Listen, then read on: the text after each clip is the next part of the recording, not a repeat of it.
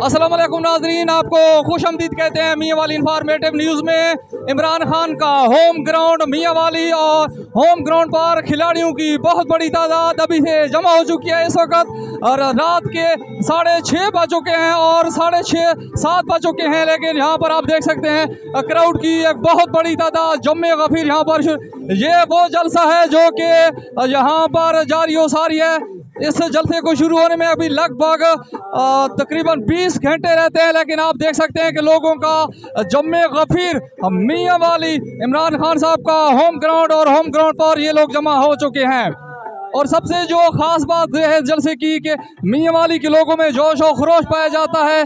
मेरे कैमरामैन आपको दिखा रहे हैं कि ये किस तरह का एंगल है। लोग रात के अंधेरे में इमरान खान को सपोर्ट करने के लिए इस जलसागाह में मौजूद हैं।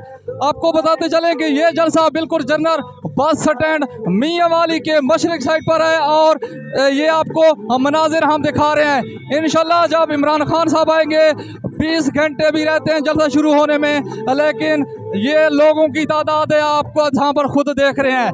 बड़ी तादाद में हमने इंटरव्यू किए हैं, ख़वातीन भी मौजूद हैं।